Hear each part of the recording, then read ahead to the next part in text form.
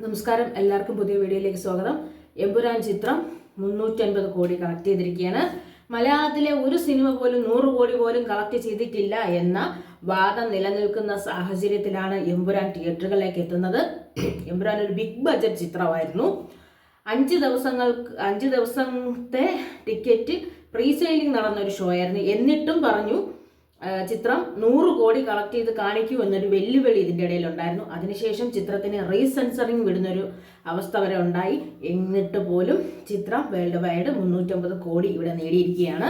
100 കോടി തികക്കില്ല എന്ന് പറയുന്ന ചിത്രം 100 കഴിഞ്ഞ് 200 കഴിഞ്ഞ് 350 കോടിയിലേക്കാണ് എത്തിയിരിക്കുന്നത്. ഈ വരുന്ന ഏപ്രിൽ 24 ചിത്രം OTT റിലീസാവുകയാണ്.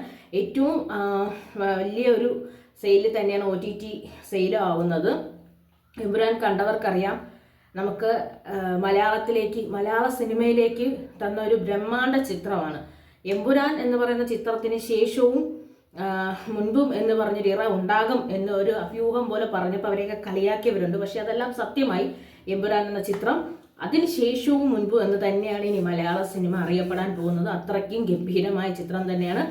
കുറച്ച് പരാജയങ്ങൾ കഴിഞ്ഞ വർഷങ്ങളിൽ നേരിട്ടുമെന്ന് പറഞ്ഞ് ലാലേട്ടൻ്റെ ഈ ചിത്രത്തിനെതിരെയും ഒരുപാട് സൈബർ ആക്രമണങ്ങൾ നടന്നു. പക്ഷേ ആക്രമണങ്ങളെല്ലാം ഇതുപോലെ സോഷ്യൽ മീഡിയയ്ക്കകത്ത് തന്നെ നിന്നു. ചിത്രം വിജയിച്ചു എന്ന് മാത്രമല്ല, വിചാരിക്കുന്നതിലധികം ഉയരങ്ങളിലേക്ക് ചിത്രം എത്തി.